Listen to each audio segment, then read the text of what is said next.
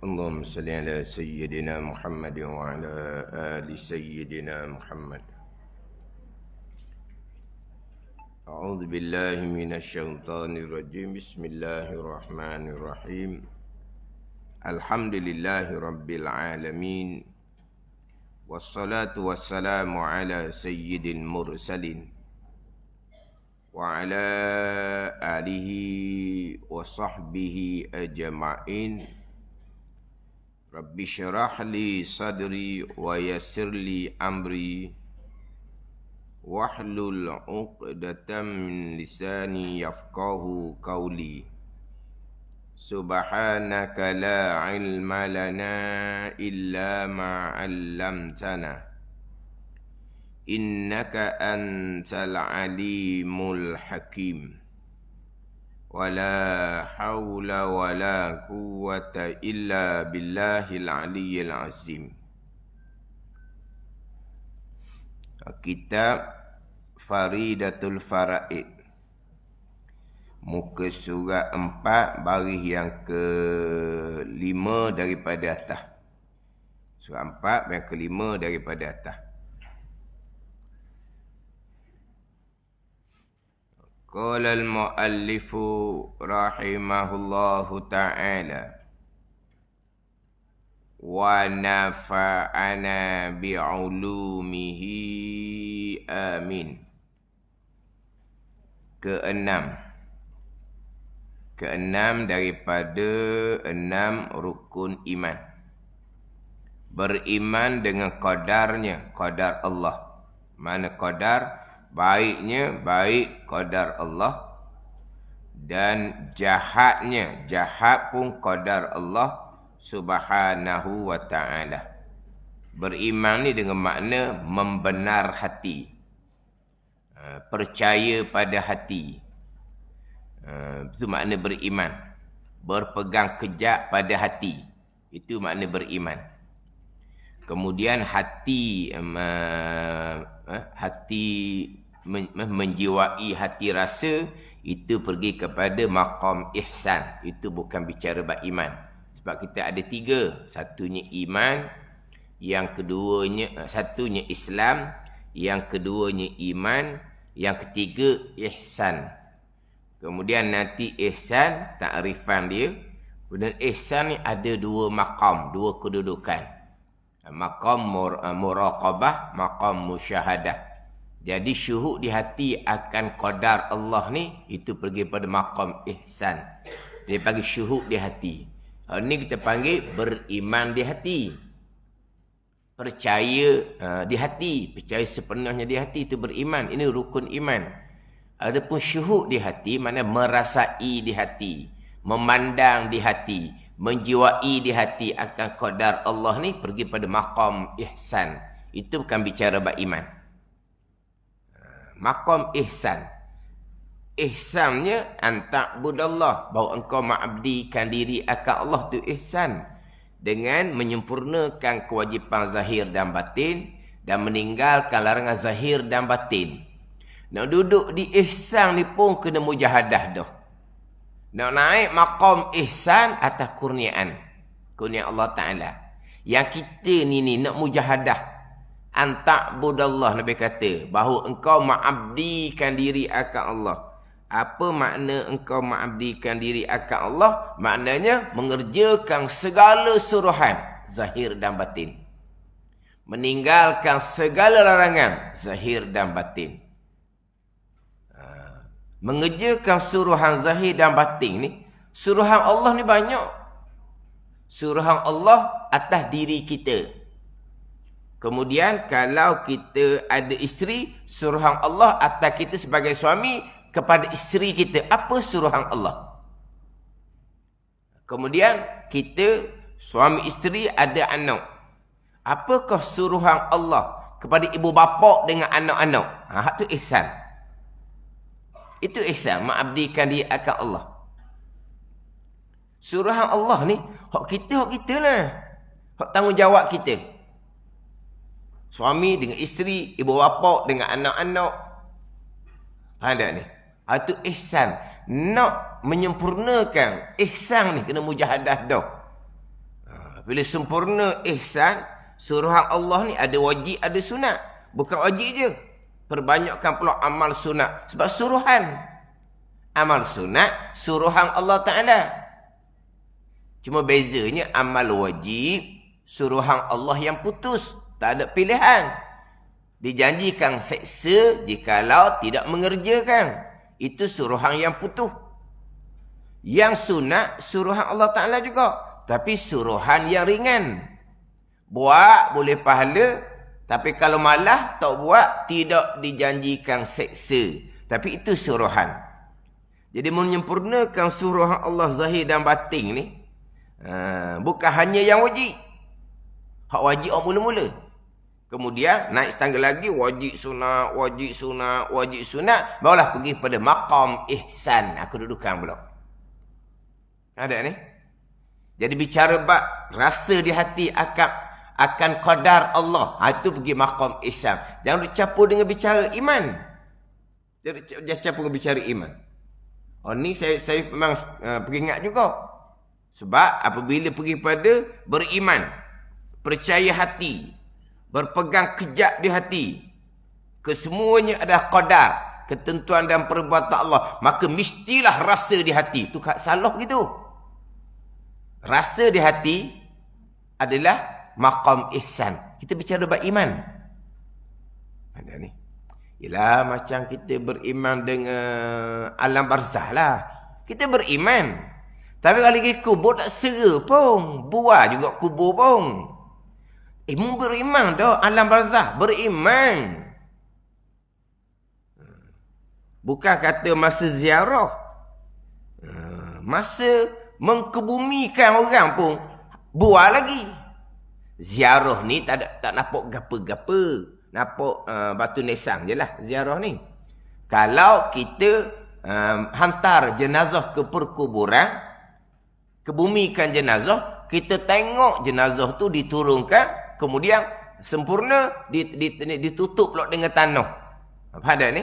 Tapi hati rasa barzah tak rasa apa pun. Buat juga. Ada ni. Beriman. Sama dengan masalah qadar. Beriman. Tak ada beriman. Tapi, jangan kira bila beriman, mestilah merasai. Ini kena cermat ni. Untuk merasai inilah, ikutlah zikir kami. Perangkap yang kedua. Dia kena naik setangga lagi. Ikutlah zikir kami. Barulah merasai qadar Allah. Naik setangga lagi. Yang orang ni, Islam, iman, ihsan pun tak kemah lagi. Ihsan pun tu naik lagi. Kewajipan ihsan pun banyak lagi ditinggal, tidak dikerjakan. Orang segi zikir dah akan cepat merasai. Itu bukan. Itu perangkap lah tu, perangkap. Tapi dia bicara ni kan kita tekan beriman dengan qadar kan. Beriman.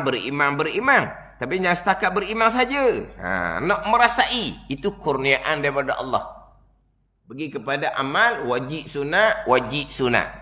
Tak ada ni? Amal sunat ni banyaklah. Sembahyang sunat. Ratus-ratus rakaat. Puasa sunat laginya. Baca Quran laginya. Berzikir laginya. Bersalawat laginya. Tapi yang lengkaplah dengan ilmu tu. Barulah bicara Allah Ta'ala akan naik maqam ihsan. Ini bicara beriman, percaya hati dengan qadarnya qadar Allah, baiknya baik, iman dan taat qadar daripada Allah Ta'ala, dan jahatnya jahat qadar daripada Allah Ta'ala, jahat kufur dan maksiat. Artinya, tajuk ni kita kena baca berulang lah, rukun mek kenal ni. Artinya, erti qadar Allah baik dan jahat, bahawasanya sekalian perkara. Sekalian perkara. Tidak terkecuali walaupun sebesar zarah. Sama ada elok, ini baik. Seperti ta'ah. Atau keji, ini jahat. Seperti maksiat, derhaka. Maksiat, derhaka. Kita sebut kufur dan maksiat. Kekufuran itulah sebesar-besar kemaksiatan. Ada ni? Kekufuran itulah sebesar-besar kemaksiatan. Sebaliknya, Iman dan tauhid itulah sebesar-besar ketaatan. Tapi kita asingkanlah antara kufur dan maksiat. Maksiat ni derhaka. Jadi kufur ni derhakalah kepada Allah. Pergi sembah berhala, itu derhaka kepada Allah lah. Jadi kufur adalah sebesar-besar kemaksiatan. Atau keji, jahat seperti maksiat. Sekalian perkara ni, ta'ah ke, maksiat ke, hasil ia dengan perbuatan Allah. Hasil ia. Hasil ni berlaku, jadi. Hasil ia dengan perbuatan Allah Subhanahu wa ta'ala. Berlaku perkara baik ta'ah ni, berlaku perkara jahat maksiat ni, berlaku ni dengan perbuatan Allah. Mana kalau perkara jahat, hati dia kafir. Dia tak percaya kepada Allah. Hati orang kafir yang tak percaya pada Allah, itulah perbuatan Allah. Bukan hati orang kafir itu buat. Ia adalah perbuatan Allah. Ada ni. Kemudian dia pun tunduk kepada berhala. Tunduk tak? Dia buat guna dengan berhala. Disujud tak kepada berhala? Disujud. Berhala-berhala. Masa orang kafir nyembah tu lah. Ke dia akak, dia pegang benda tu je, mana? Benda hak ada asap tu, ke apa? Dia pegang tu je. Dia tunduk tak? Dia rokok tak kepada berhala? Disujud tak kepada berhala? Tak hanya tengok dia buat gapo dalam tu. Tengok kat luar je. Apa perbuatan yang dilakukan dalam berhala tu, tempat nyembah dia lah. Tempat ibadat dia tu lah. Apa perbuatan yang orang kafir buat di dalam berhala, tempat penyembahan orang kafir, itulah perbuatan Allah Subhanahu wa ta'ala yang kita panggil qadar. Qadar, perbuatan Allah. Asasnya, jangan lupalah, wahdaniyah pada af'al. Yang perbuat hanyalah Allah Subhanahu wa ta'ala. Jadi berlaku perkara baik, berlaku perkara jahat, perbuatan Allah Subhanahu wa ta'ala qadar.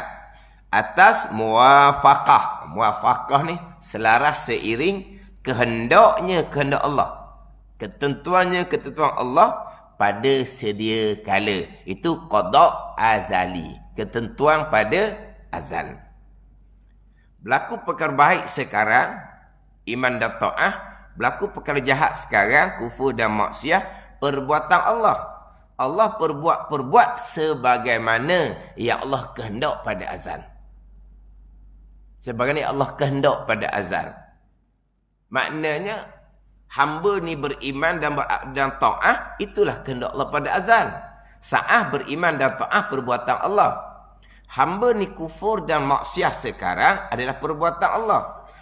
Allah perbuat hamba ni kufur dan maksiat sebagaimana yang Allah kehendak pada azal. Sebagaimana Allah tentukan pada azal, dia panggil qada azali. Iradah muwafaqah dengan ilmu. Faham tak? Ini tajuk dia ni. Sekalian. Dia kalau berhenti setakat tajuk sekalian ni, perkara jahat, qada Allah, itu jelas. Sebab rukun iman sebut gitu. Kemudian, sekalian ni. Lepas tu, ikhtiar, usaha kita, peranan kita, ada ke tidak? Faham tak? Sebab dalam hak tajuk rukun iman yang ke-6 ni, sekalian. Perbuatan Allah sebagaimana kehendak Allah. Hak jahat tu kehendak Allah dan perbuatan Allah jelas. Sebab rukun iman sebut dah gitunya. Baiknya dan jahatnya. Ni bukan buruknya, jahatnya. Contohnya seperti maksiat, kederhakaan. Kemudian sebesar-besar maksiat adalah kekufuran, kesyirikan. Itu semua adalah kehendak dan perbuatan Allah. Buat perkara jahat. Tapi banyaknya terpesong ada pada perkara jahat. Walaupun jelas pada rukun iman yang keenam. Sebab orang pernah dia mengadu ke saya, jadi selama duk pegang perkara jahat bukan kehendak dan perbuatan Allah. Dia kata perkara jahat, rukun iman baik jahat ni, dia kata bukan baik buruk, hak duduk mulut dia. Hak dia dah hafal tu, bukan baik buruk, baik jahat. Sekarang ni banyak orang baik buruk, dah hak dia ni baik jahat. Baik jahat daripada Allah. Rukun iman yang keenam.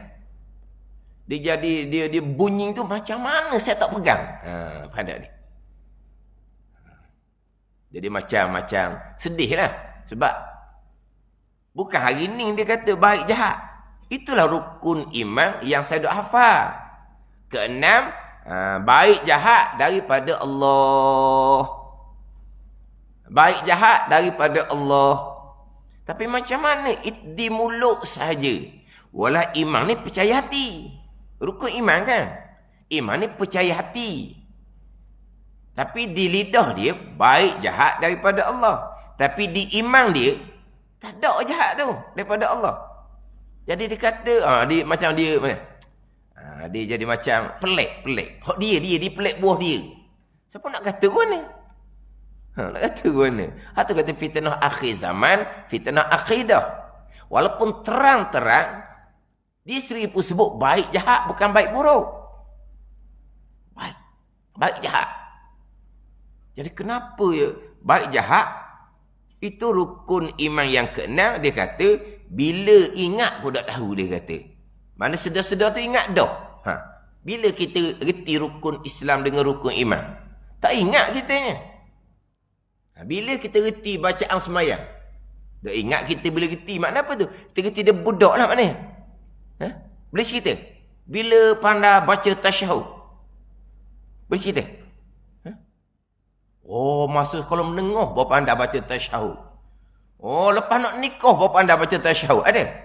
Oh, tu besar dah tu. Makna apa? Kita tak tahu pun bila kita pandai baca. Sebab kita pandai dia budak lagi. Makna apa ni? Kita sedar-sedar kita pandai dah. Betul salah tu betul kemudian. Salah satu betul kemudian. Pandai baca. Jadi pandai rukun Islam, pandai rukun iman ni daripada budak. Jadi rukun yang kena baik jahat daripada Allah. Daripada budak, tapi di iman tak ada. Jadi kata kenapa jadi begitu? Waktu kena belajar kitab Tauhid Sifat 20. Pertama kali kitab Faridah ni. Ni jelas di rukun iman yang keenam. Nanti masuk tajuk iradah nanti. Dalam kitab ni, daripada sifat wujud sampai ke sifat wahdaniyah. 6 sifat. Lebih kurang 2 muka surat. Daripada ilmu sampai ke kaunuhu mutakalliman. Bukan dalam 11 sifat. Lebih kurang 2 muka surat. Kudrah iradah, 2 muka surat dah. 2 sifat. Hak paling panjang, iradah hak paling panjang. Di iradah tu lah bicara perkara jahat. Pegangannya macam mana, adab percakapannya macam mana. Anda ni? Di iradah panjang. Lepas tu pergi pula kepada wajib reda dan haram reda kepada perkara jahat yang Allah qadakkan. Hak manakah wajib reda? Hak manakah haram reda? Dia bicara dah kitab Faridah ni. Jadi kalau belajar umpama kitab Faridah ni, insya-Allah lah. Perkara jahat semudah-mudahnya. Macam mana dengan ikhtiar dan usaha? Sebab sekalian perkara kehendak dan perbuatan Allah. Kitab ni sebut perbuatan dahulu, barulah kehendak. Tapi kalau kita bicara rukun iman ke-6, kita akan hurah kehendak dahulu. Sebab kehendak pada azal. Perbuatan Allah sekarang, perkara kemudian. Kehendak ni, kita panggil qada, diumpamakan dengan pelan. Qadar, perbuatan Allah ni, dalam buku baru dipanggil pelaksanaan. Dia gitu. Jadi qada umpama pelan, qadar umpama pelaksanaan. Jadi antara pelang dengan pelaksanaan, kita kena hura pelang dulu lah, sebab hak azali. Kita ni sebut perbuatan Allah atas muwafaqah kehendak Allah. Sebut perbuatan dahulu. Sebab nanti bicara sifat 20, bicara perbuatan dahulu, qudrah. Barulah bicara kehendak, ketentuan, iradah. Sebab yang zahirnya adalah yang berlaku sekarang, perbuatan Allah. Sebagaimana hak qada, hak azali. Itu sifat 20. Tapi kalau kita bicara bab rukun iman ni, kita akan bicara hak ketentuan dahululah. Ketentuan tu panggil qada. Perbuatan Allah panggil qadar, atas jalanan Imam Asy'ari. Ingat dah tu. Kemudian atas jalanan Imam Maturidi, ketentuan pada azab qadar. Perbuatan Allah sekarang dia panggil qada. Itu jalanan Imam Maturidi. Jalanan Imam Asy'ari akan sebut qada qadar. Jalanan Imam Maturidi akan sebut qadar dan qada. Sebab dulu saya tanya orang, sini guana ni qada dan qadar ataupun qadar dan qada. Dia tak ada bagi jawapan. Tepat ni belajar macam mana? Qada qadar ataupun qadar qada. Tak ada bagi jawapan. Sebab kadang-kadang kita termasuk orang mengajar disebut qada qadar. Terkadang kita dan orang mengajar disebut qadar dan qada.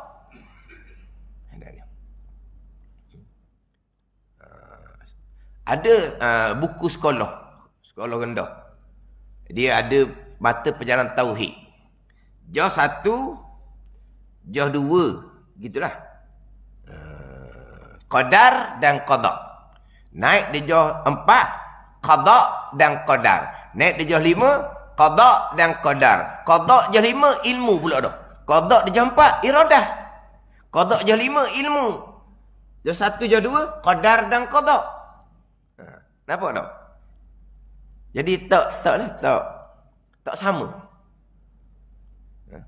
Bahkan ada buku tajuk dia Rumi, ditulisan Rumi. Beriman dengan qada dan qadar. Beriman dengan, betul tak? Rumi gini tau. Jawi gini. Kau mana? Kau mana Rumi? Jawi kau mana? Tak ada. Rumi gini tau. Beriman dengan qada dan qadar. Kemudian pun turun bawah. Dia turun bawah, dia buat warna pula, dia turun bawah. Tajuk dia beriman dengan qada dan qadar. Turun bawah ni kau kalau kira lah. Qada di belah kanan lah. Qadar di belah kiri. Sebab tajuk beriman qada dan qadar. Jadi qada ketentuan azali. Qadar perbuatan Allah. Imam Asy'ari lah. Sebab tajuk dia gitu. Turun bawah, dia pusing. Dia buh qadar pula belah kiri, dia buh qada pula belah kanan. Qadar ketentuan azali, qada pelaksanaan ketentuan. Hak ni boleh apa? Peling, tukar bimbo, cukar cemaking, tunggal langgang. Apa lagi? Balik belah ke lain makna tu. Sama je orang kita, banyak orang kita ni. Balik belah tau. Dah tukar ni bukan panggil balik belah. Dok, tajuk dia beriman dengan qada dan qadar. Tajuk. Lepas tu nak datang kalau makna qadanya apa, qadarnya apa. Turunlah bawah belah kiri, qada letak belah kiri. Qadar letak belah kanan. Qada ketentuan azali, qadar pelaksanaan ketentuan, disebut pelaksanaan. Turun bawah dia tukar, dia bukan qadar ada sebelah sini. Qadar ketentuan azali, qada pelaksanaan ketentuan. Mana tajuk atas dengan bawah tu disalah dah. Mana di tajuk tu qada qadar. Turun bawah, qadar duk belah kiri, qada duk belah kanan.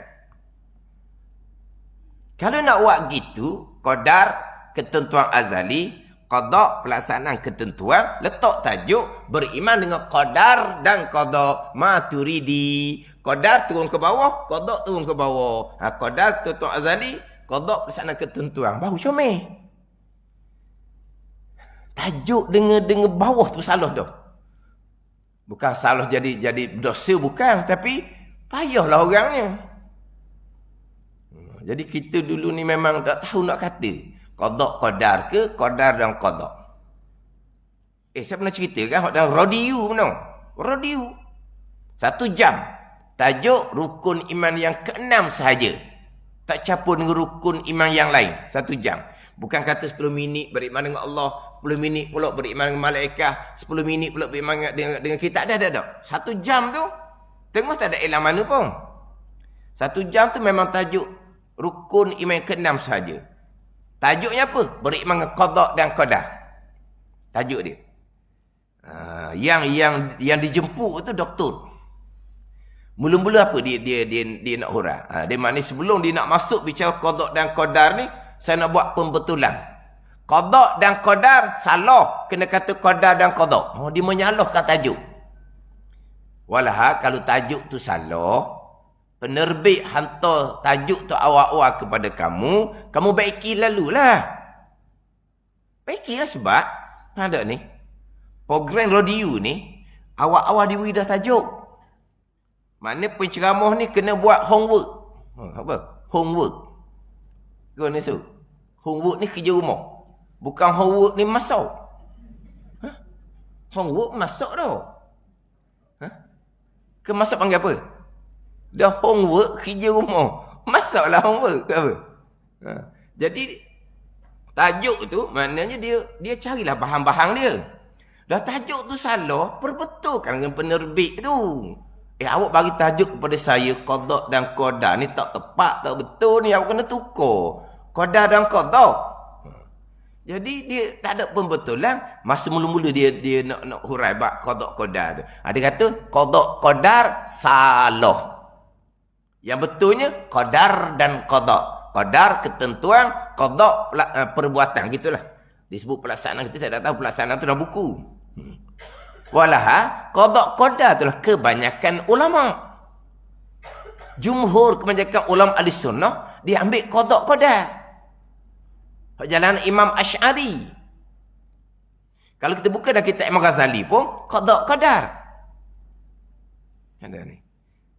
Dan kitab Faridah ni pun ikut jalan Imam Asy'ari. Qadar dan qada jalanan Imam Maturidi. Macam mana boleh kata salah qada qadar? Tapi ahli lughah, ahli bahasa Arab, dia ada ahli bahasa kan. Ahli lughah ni dia lebih setuju dengan Maturidi. Qadar dan qada. Sebab tu orang kemudian ni banyak qadar dan qada. Kitab lama banyak qada dan qadar. Tak apalah. Tapi kita sini ambil qada dan qadar. Qada kehendak Allah pada azal, qadar perbuatan Allah yang bersifat-sifat qudrah. Qada dan qadar. Kena ingat tu. Dahulu saya pun banyak juga qadar dan qada. Saya pun bicara bab qadar yang mubram, qadar yang muallaq. Mubram putus, muallaq tergantung. Saya duk bicara qadar mubram, qadar muallaq. Adalah mukcik. Dia tanya, "Ustaz muallaq, mubram muallaq tu, saya belajarnya bukan qadar," dia kata. Qada dia kata. Qada mubram, qada muallaq. Sebab dia tanya. Saya dah sebut qadar mubram, qadar yang putus, qadar muallaq, qadar yang tergantung. Barulah dia pun tanya, yang saya belajar bukan qadar. Yang saya belajar adalah qada mubram, qada muallaq. Maknanya situ dia dipenindah sebab kita sebut lain, dia belajar lain. Lepas tu kena faham. Kalau kata qadar mubram muallaq, Maturidi. Qada mubram muallaq, Imam Asy'ari. Kan kita kan mazhab akidah Ahlussunnah wal Jamaah jalanan mazhab Imam Asy'ari dan juga mazhab Imam Maturidi. Hak kita Imam Syafi'i, Imam Hanafi itu mazhab fiqh. Imam Ghazali, Imam Syekh Junaid Al-Baghdadi, Imam Abdul Hasan Asy-Syadzili, itu mazhab Ahlussunnah dan ilmu tasawuf. Cuma kita ni hak mazhab Syafi'i, mazhab Hanafi, tahulah kitanya, tahu nama mazhab itulah. Mazhab Imam Asy'ari, mazhab Imam Maturidi. Dulu ada orang tanya saya, Imam Asy'ari, beza apa Asy'ari dengan Syafi'i, dia kata. Dah Asy'ari dengan Syafi'i kan? Dekat ke? Asy'ari, Syafi'i. Shin belaka dah. Asy'ari, shin juga. Syafi'i, shin juga. Dia boleh tanya. Apa beza Asy'ari dengan Syafi'i dia kata? Sebab dia biasa dengar Syafi'i. Itu pekor. Bila sebut mazhab Imam Asy'ari ni, dia jadi pelik dah. Makna dia kurang. Imam Asy'ari, Imam Maturidi kurang didedahkan. Sebab apa? Kurang pembicaraan ilmu tauhid ahli sunnah wal jamaah. Hak banyaknya pekor lah. Ni mazhab Syafi'i, ni mazhab Hanafi. Itu imam ahli sunnah wal jamaah dalam bab pekor. Jadi kena ingatlah Asy'ari dengan Maturidi. Hak saya pakai sini jalanan Imam Asy'ari. Qada, ketentuan azali. Qadar, perbuatan Allah yang bersifat dengan sifat kudrah. Pada buku tulis pelaksanaan ketentuan. Gitu. Jadi dah tu, pelaksanaan ketentuan. Qada, ketentuan pada azal, pada sedia kala. Kemudian qadar, pelaksanaan ketentuan. Perbuatan Allah lah. Siapa yang melaksanakan ketentuan pada azal? Allah Ta'ala yang melaksanakan. Allah Ta'ala yang menjadikan. Mana yang berlaku ni semuanya perbuatan Allah Subhanahu Wa Ta'ala sekalian. Ikhtiar dan usaha sekalian. Qada qadar. Termasuk ikhtiar dan usaha hamba pun qada qadar juga. Jadi maknanya itu usaha hamba ada ke tak? Nak ada warna dah Tuhan belaka. Ni satu hal ni. Ini saya akan perici balik kemudian ni.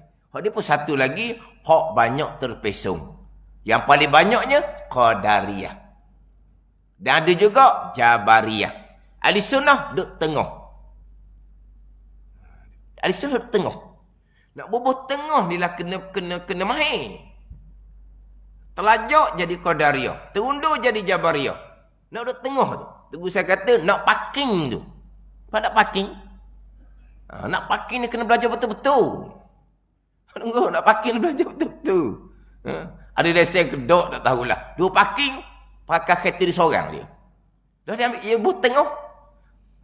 Lain tu, dia bawa perut kereta dia. Mana? Lain tu, dia bawa perut kereta dia. Jadi dua parking, ke dia seorang dia. Tu mana? Nak parking, nak letak tu. Biar betul-betul ni. Sebab, tengah ahli sunnah. Telajak jadi Qadariyah. Satu lagi terundur jadi Jabariyah. Nak letak tu. Kita kena mahir juga hak salah ni. Qadariyah kena mahir, Jabariyah kena mahir. Sebab apa? Dua-dua ni kita nak hindari. Kita nak jaga i'tikad kita. Takut terlajak kepada Qadariyah, takut terundur pada Jabariyah. Hak kita nak jaga ni bukan kemah lah. Barulah kita jelas ahli sunnahnya macam mana. Ada ni? Ahli sunnahnya macam mana. Sebab tajuk dia nya sekalian perkara. Maknanya hamba tak ada benda lah. Jadi kita tak ada benda. Sekalian qada qadar. Ketentuan dan perbuatan Allah. Apa benda yang kita ada? Tak ada lah. Patut berlaku di kita sekarang ni. Itulah qada qadar. Hak berlaku sekarang dia panggil qadar, berlaku sekarang ni perbuatan Allah. Sebagaimana yang Allah qadakkan pada azal. Ni sekilas hak berlaku ni. Hak ni ada kitab Minhajul Abidin ni. Terdetik di hati pun qada qadar, berkelip mata memandang pun qada qadar. Bila terdetik di hati ni qada qadar, memilih oleh hati.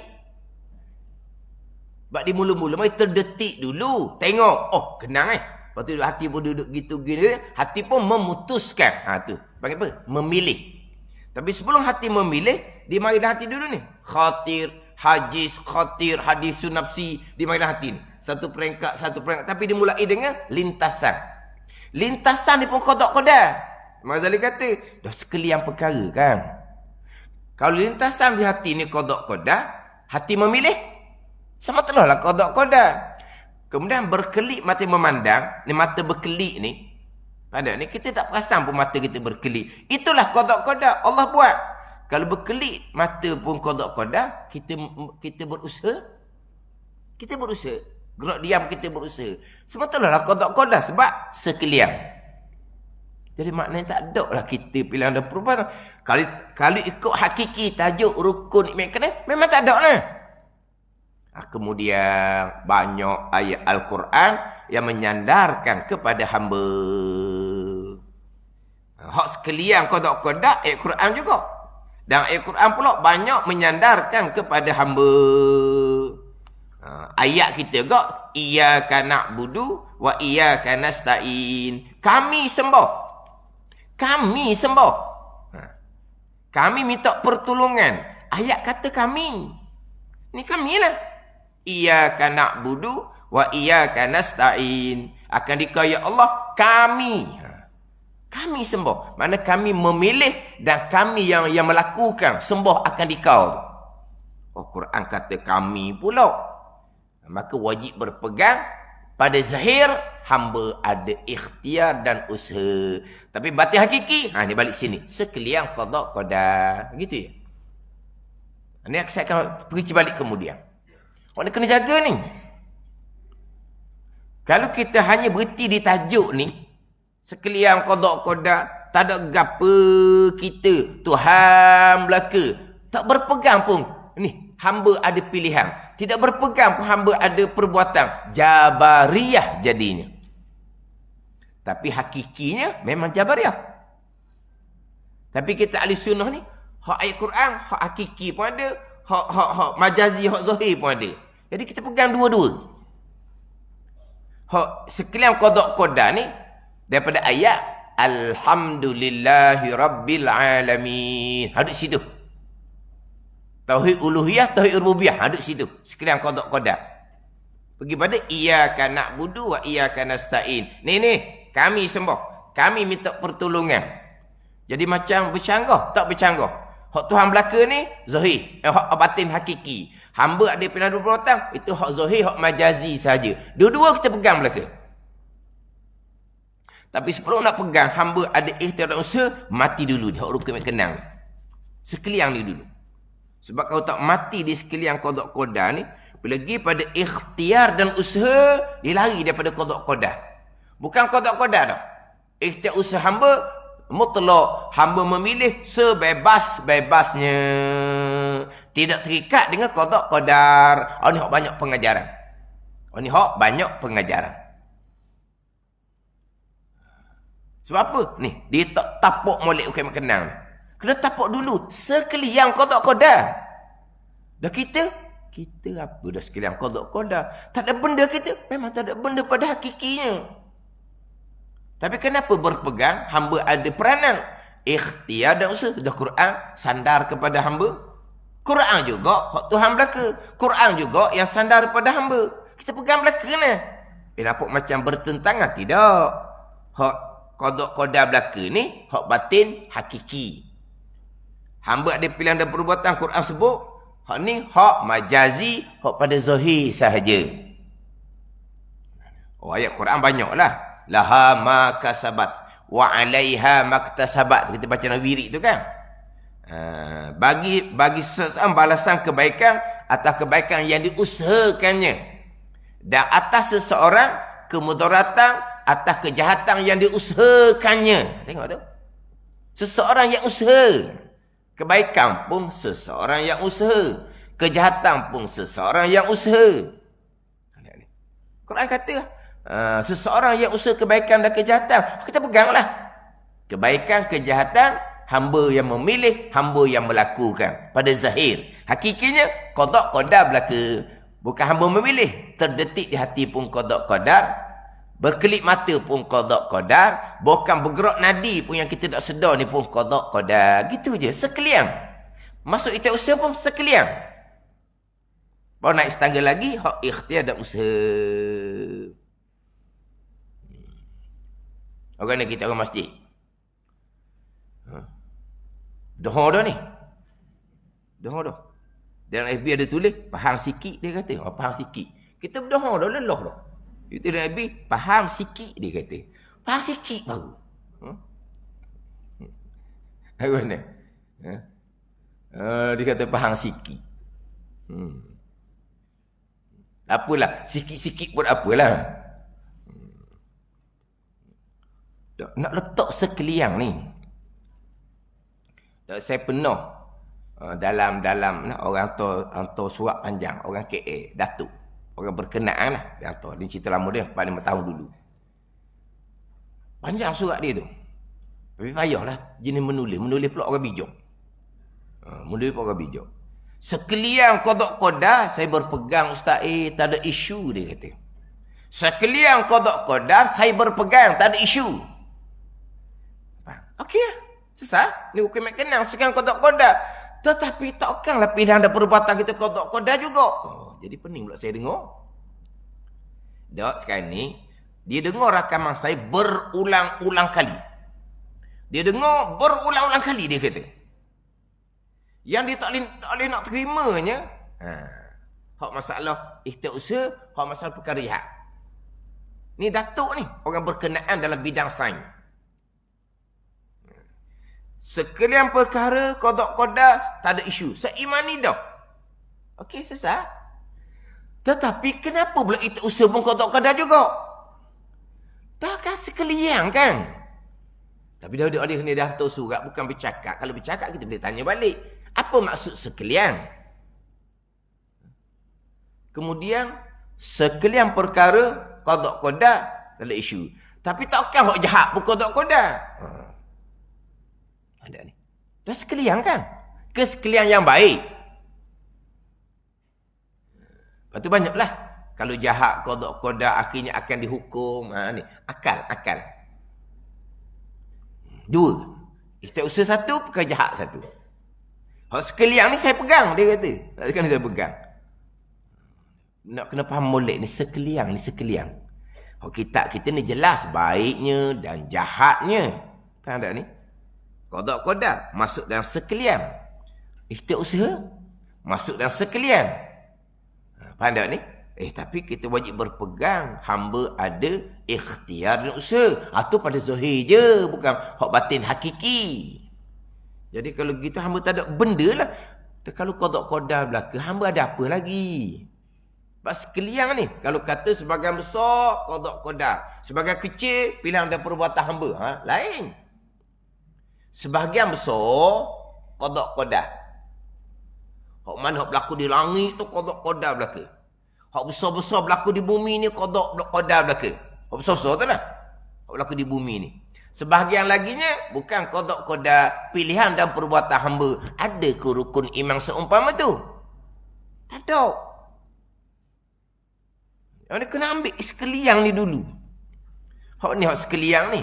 Saya sebut kata sekalian, segala-gala, kesemuanya. Kata nak guna ayat apa lagi? Bukan hanya saya sebut sekalian. Sekalian tidak terkecuali walaupun sebesar zarah. Sekalian tidak terkecuali walaupun sebesar zarah. Kan nak pergi lagi? Kalau perkara jahat bukan qada qadar, banyaklah atas muka bumi ni 3/4, 4/5 orang kafir. Bukan qada qadar. Orang kafir pun banyak buat kejahatan. Berjudi, minum arak, berzina. Bukan qada qadar. Dalam sekaliannya hak mana? Pergi pula pada orang Islam. 1/4. Ataupun 1/5 ahli dunia. Jangan cerita Malaysia. Jangan cerita Terengganu. Kita Terengganu 95%. So cerita Terengganu, kita kata ni satu dunia. 1/4 ataupun 1/5 sahaja orang Islam. Islam ada yang beriman, ada yang tidak beriman. Islam tak beriman, bukan qada qadar. Tak banyak ada qada qadarnya.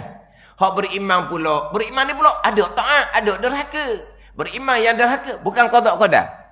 Beriman yang taat sahaja qada qadar. Orang Islam 1/4 di dunia. Orang Islam ada beriman, ada tidak.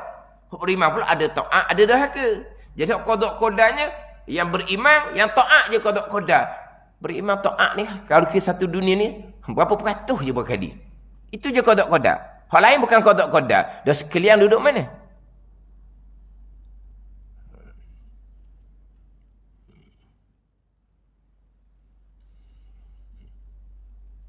Nak kena letak molek, nak kena mati. Sekalian qada qadar.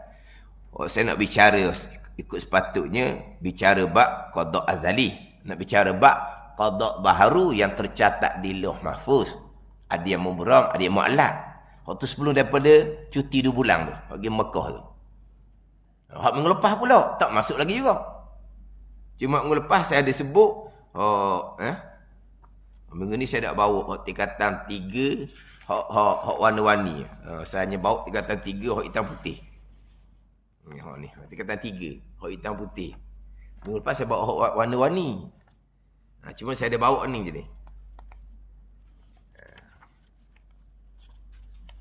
Ni orang beri belaka ni. Ni. Akidah tahun 4. Panel penulis JAKIM. Kelas Al-Quran dan Fardu Ain Kafar. Di dalam ni ada bicara bab pengertian beriman kepada qada dan qadar. Oh, qada qadar juga dia pun. Imam Asy'ari lah. Di sini ada ni, baca dan fahami. Ustaz, apakah maksud qada? Jawab ustaz ni, maksud qada ialah ketentuan. Sesuatu perkara, ketentuan. Qada ketentuan. Asy'ari lah. Sama ada baik atau buruk. Di buruk kita sebut jahat. Yang telah ditentukan oleh Allah sejak azali lagi. Betul ni. Qada azali. Apakah pula maksud qadar? Ini soalan buat pelajar ni konon-kononnya.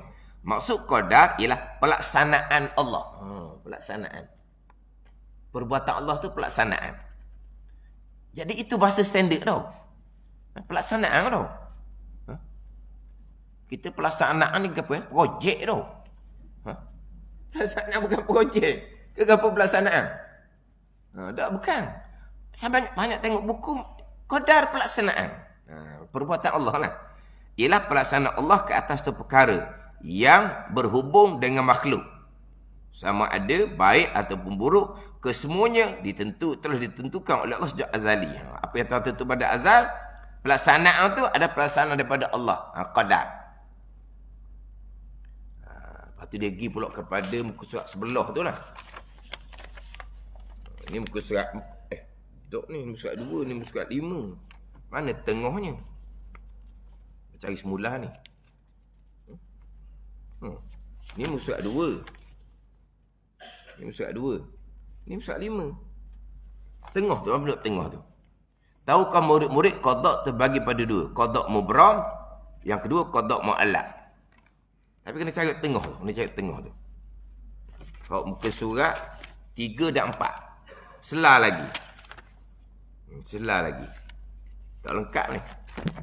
Sebab takut tengah tu ada hak luh mahfuz. Sini tak ada luh mahfuz ni. Ada tu. So ada hantar saya dulu minggu lepas tau. Ada dah soal tahun lepas. Itu saya tengok.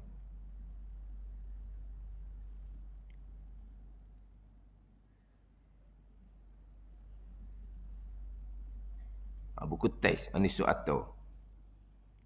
Pusat 1 tu. Nak tengok pusat 2.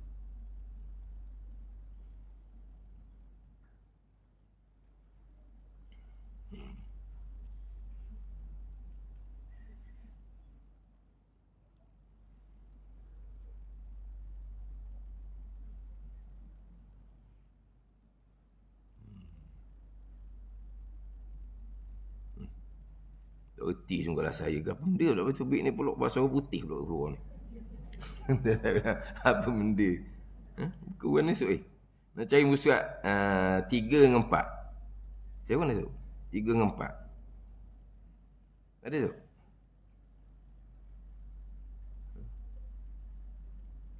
Ada 3 dengan 4. Ni? Ni 3. Ini 2. Apakah maksud? Oh, lain. Ni 5, 4, 3. Tadi hak 2. Hak 2 tadi saya baca tadi tu. Maksud qada ketentuan, maksud qada pelaksanaan. Apa pula maksud beriman kepada qada qadar? Maksud beriman kepada qada qadar bererti seseorang itu mestilah yakin dan percaya bahawa segala yang berlaku di alam ini, baik atau jahat, kesemuanya telah ditentukan oleh Allah Subhanahu wa ta'ala.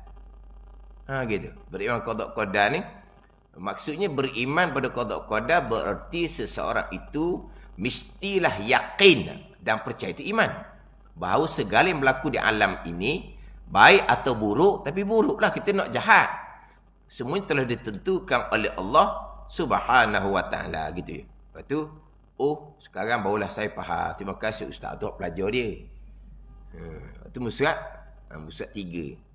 Surat 4, hukum beriman kepada qada dan qadar.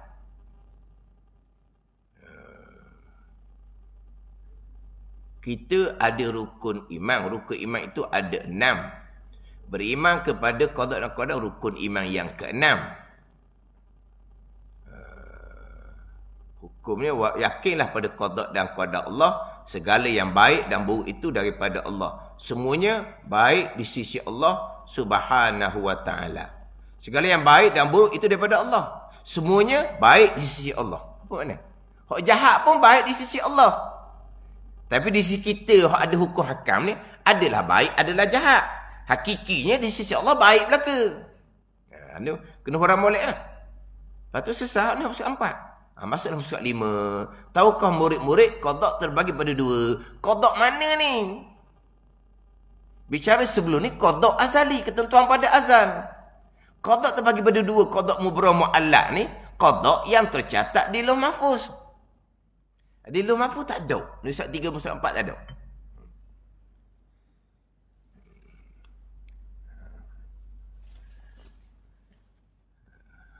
Tahukah murid-murid qada terbagi pada 2. Yang pertama, qada mubram. Qada mubram adalah ketentuan mutlak daripada Allah Subhanahu wa ta'ala yang pasti terjadi. Yang pasti terjadi kepada sesiapa sahaja. Ia merupakan satu hukum yang pasti, tidak boleh diubah dan dihindari lagi oleh manusia. Contohnya jodoh dan kematian.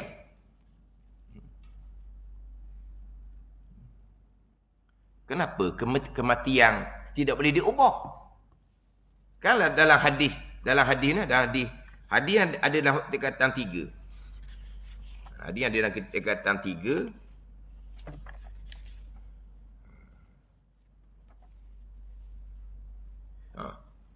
Hadis ni hadis Bukhari Muslim. Man sarrahu an yubsata lahu fi rizqihi aw yumsa'alahu fi asari falyasil rahimah. Sesiapa yang ingin diluaskan rezekinya atau dipanjangkan umurnya. Kenapa? Kematian tidak boleh diubah. Boleh panjang umur maka hubunglah silaturrahim. Hadis Bukhari Muslim.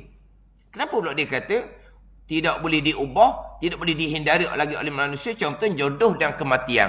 Kematian ni boleh. Hak ni hubung silaturahim. Dan kita boleh memohon supaya Allah memanjangkan umur kita. Kenapa pula kematian tidak boleh diubah? Kemudian qada mu'allaq. Qada mu'allaq dah takdir. Dia takdir, qadar takdir tulis je. Yang tidak semestinya berlaku. Ia bergantung pada pelaksanaan Allah dan boleh berubah melalui usaha dan ikhtiar manusia. Namun ia tidak terlepas dari kehendak Allah. Contohnya rezeki. Namun ianya tidak terlepas dari kehendak Allah.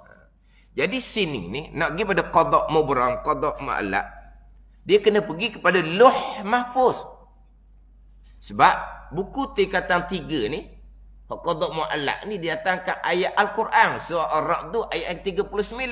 Yamhullahu ma yasha' wa yusbit wa indahu umul kitab. Memadam, menghapuskan oleh Allah akan barang yang ia kehendak, Allah ubah, dan menetap mana Allah tak ubah. Dan pada sisinya ada Lauh, ada Ummul Kitab, ibu kepada kitab, iaitu Lauh Mahfuz. Lauh Mahfuz baru bicara qada mu'allaq, bukan azali. Tahun 4 ni, umur 10 tahun, tak ada bicara Lauh Mahfuz. Ni kena tak molek.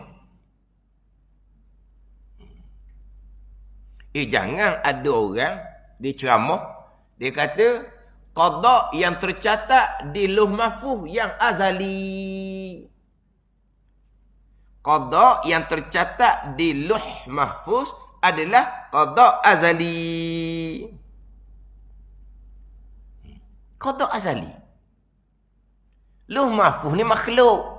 Catatan qalam yang diperintah Allah mencatat. Qalam pun makhluk. Mana boleh jadi azali? Itu baru. Tadi ni, dia kata, ni, jodoh dia kematian. Qada mubah tak boleh ubah. Dalam hadis ni, la yarudul qada ila doa. Wa la yazidu fil umri ila albir. Tidak menolak kehendak Allah melainkan doa. Dan tidak menambah umur seorang malaikat amal kebaikan. Boleh tambah umur. Pada ni. Sebab qada kematian ni, terkadang malaikat lagi cabut nyawa dah. Sebab sampai masa dah. Allah Ta'ala kata belum sampai masa. Sebab apa? Sebab di Lauh Mahfuz ada satu lagi. Mana contohlah. Ni contoh je ni. Kalau dihubung satu rahim. Kalau dia buat kebajikan. Umur dia, kematian dia, umur dia setakat 60 saja. Kemudian satu laginya, mu'alak tergantung satu laginya. Jikalau dia hubung satu rahim, jikalau dia buat kebajikan, umur jadi 62, kita kata.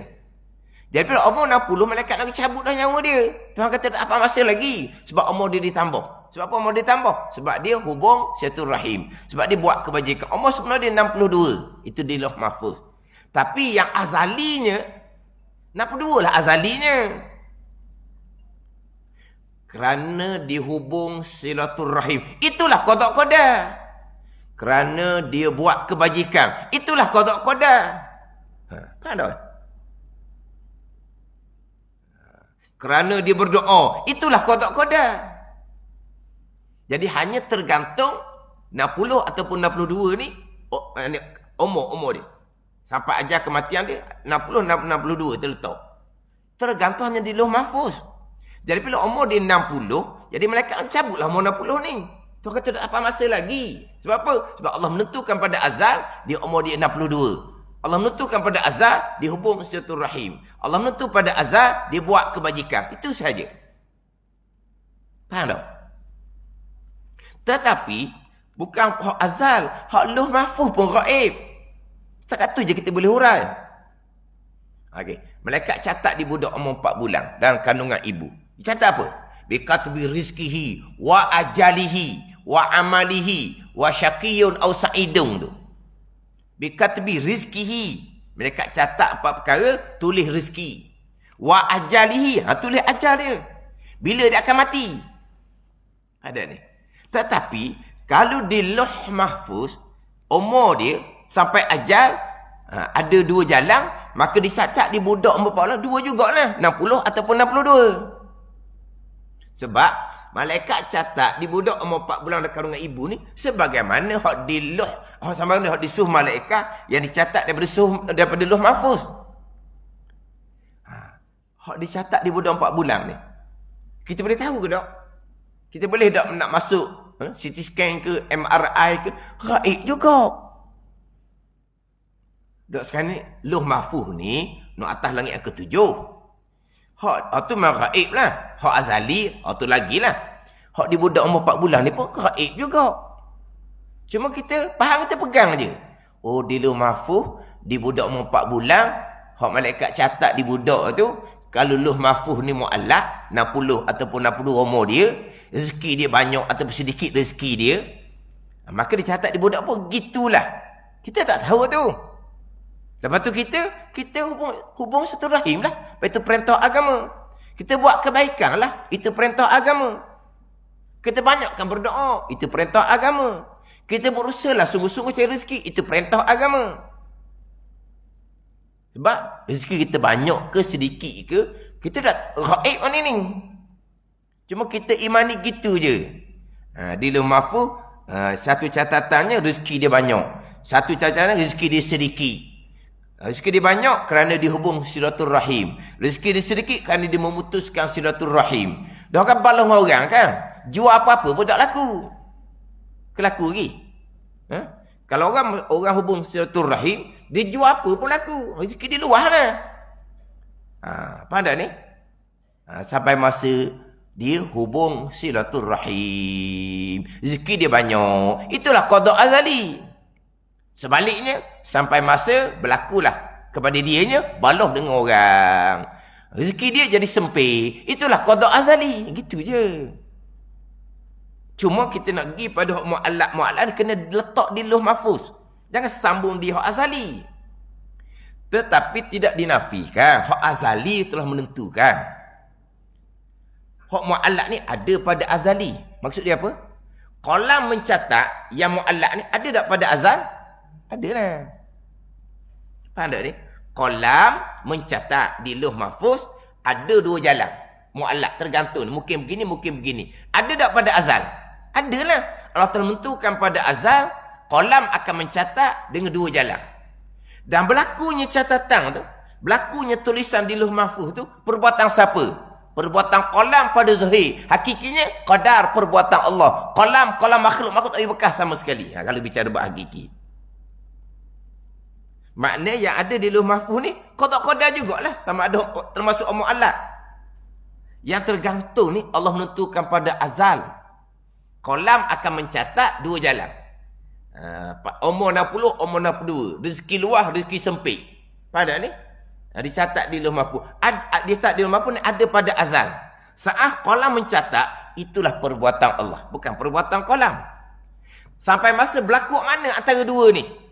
60 ke 62. Itulah qada azali. 60 lah. 62 lah.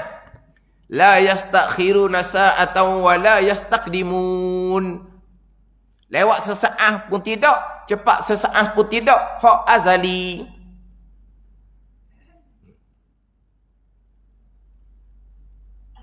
Kan?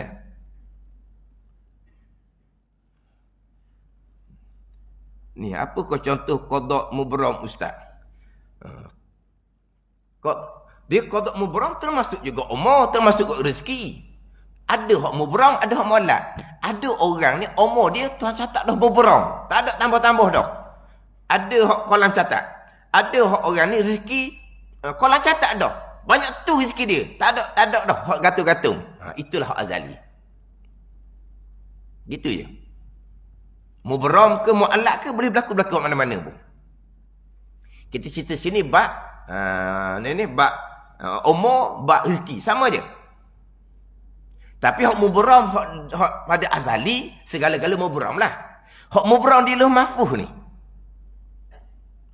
Tetapi mubram di lauh mahfuz pun terkadang boleh berubah juga. Mubram di lauh mahfuz terkadang boleh berubah juga. Ada ni. Mubram di lauh mahfuz. Bukan mubram pada azal. Mubram di lauh mahfuz terkadang berubah juga. Berubah mari ke mana? Berubah mari daripada kebaikan yang dilakukan. Berubah mari daripada doa yang disentiasa berdoa. Boleh berubah juga hak mubram. Hak putus di lauh mahfuz ni. Mana mubram di lauh mahfuz? Contoh kitab. Dianya akan ditimpa dengan batu. Kena musibah, timpa batu. Tak ada ni. Tapi dia ni orang yang banyak melakukan kebaikan. Dia ni banyak berdoa supaya dilepaskan daripada kena musibah. Jadi umur ni Allah ubah juga. Ubah macam mana? Batu yang jatuh ni dia akan jatuh pada benda lain dulu. Batu ni jatuh daripada atas, dia jatuh atas batu lain contohnya, batu ni akan pecah. Bila batu ni akan pecah, barulah berat tu kena dia.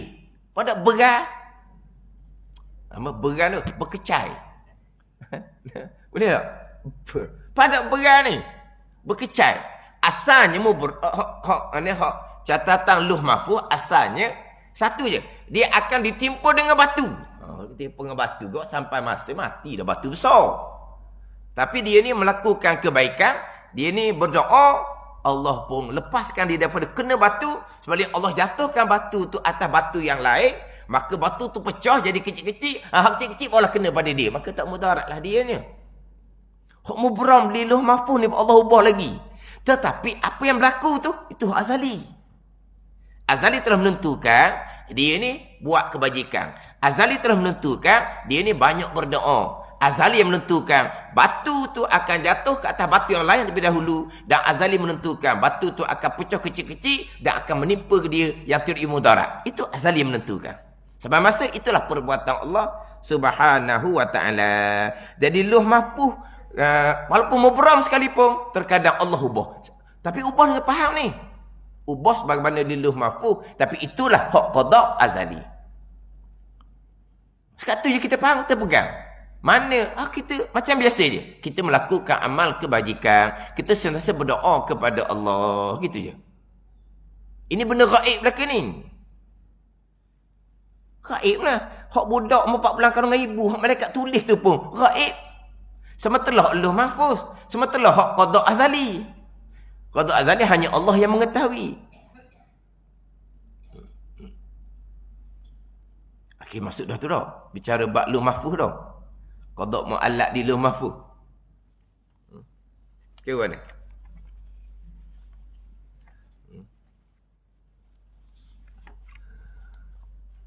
Tapi dalam kitab Faridah kita tak ada. Tak ada bicara hak qada baharu yang tercatat di Lauh Mahfuz, tidak ada. Ni kira budak tahun 4 ni terror lah ni.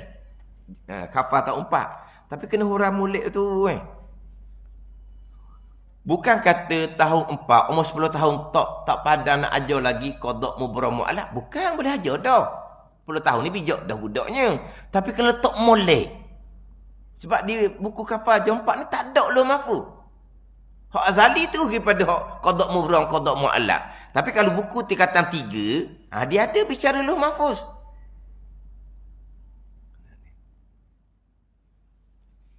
Hak tahun 4 ni.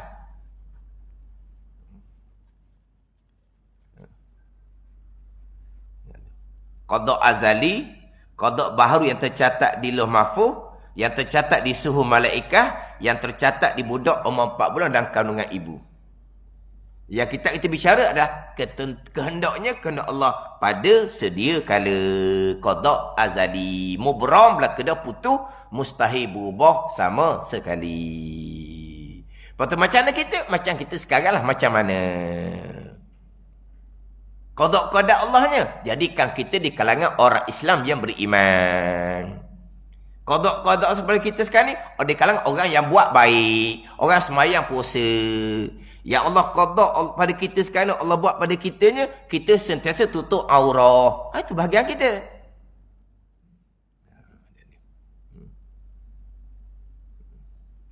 Orang kafir pula, walaupun Allah lahirkan mereka di bumi orang Islam, walaupun mereka aman damai hidup bersama orang Islam, ada ni. Walaupun mereka bercampur gaul dengan orang Islam, bercakap Melayu pula, bercakap Melayu hak macam orang Kelantan tu kan. Cakap Melayu orang bukan Melayu ni macam orang Melayu dah Orang Melayu makan budu, dia makan budu. Ada ni. Tapi tak ada pun di hati dia nak terima Islam ni. Itu bahagian dia, itulah. Jalan kita gitulah. Bahagian masing-masing. Hak berlaku di kita ni qada dan qada Allah. Kita imani. Kita beriman.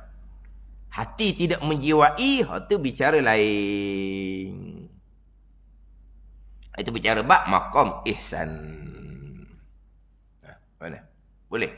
Qada azali, qada baru tercatat di Lauh Mahfuz. Tapi kita ni masih lagi kita ulang hak rukun iman yang ke-6. Baik, jahat, qada dan qadar Allah Subhanahu wa ta'ala. Wallahu a'lam.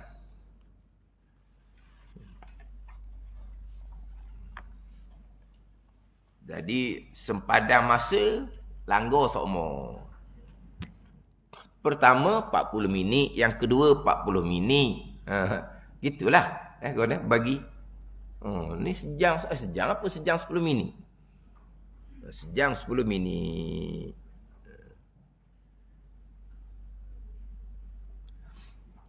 Ni kitab Hidayatus Sibyan, muka surat 24, baris yang ke-11 daripada bawah. Qala al-muallifu rahimahullahu ta'ala wa nafa'ana bi'ulumihi amin.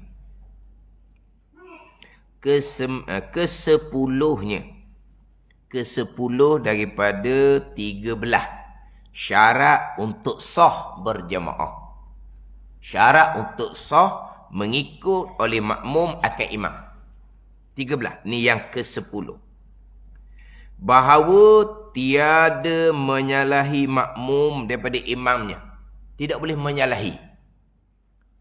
Tiada menyalahi makmum daripada imamnya pada sunat, pada perkara sunat. Hak rukun, tu memang sama-sama kena buat. Ni hak sunat. Tiada menyalahi oleh makmum akan imam ni pada perkara sunat. Adapun perkara rukun, imam kena buat, makmum kena buat. Kalau imam tak buat pun perkara-perkara rukun, makmum tetap wajib kena buat. Imam ni terlupa, disujud sekali, kemudian pindah pada tasyahud akhir. Mana duduk atas sujud, dia tak buat. Mana sujud, dia tak buat. Makmum kena buat. Sebab itu rukun. Tu imam sujud sekali tak batal, sebab dia terlupa. Kita makmum sedar, tu imam sujud sekali, tak boleh turut. Sebab rukunnya lepas sujud pertama, duduk antara dua sujud. Benar sujud yang kedua, barulah berpindah pada tasyahud akhir. Tiba-tiba imam, lepas sujud yang pertama, pindah pada tasyahud akhir lalu dah. Hak tu, makmum tak boleh ikut, sebab itu rukun. Hak sini ni, tiada menyalahi di sini pada perkara sunat. Tiada menyalahi pada sunat ni, yang jahat bersalahannya. Yang jahat bersalahan, yang jahat oleh bersalahannya. Mana perkara sunat ni, kalau makmum menyalahi, keji. Menyalahi tu jadi keji, jadi huduh. Jangan menyalahi.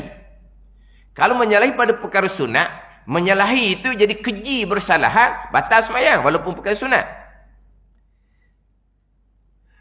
Mana? Seperti sujud tilawah, sujud sejadah. Tilawah ni sujud kerana membaca Al-Quran. Pada tilawah ni terima membaca Al-Quran lah. Program tilawah, membaca Al-Quran. Dan sujud sahwi, dan tahiyah awal, dan kunut. Dibagi empat di sini.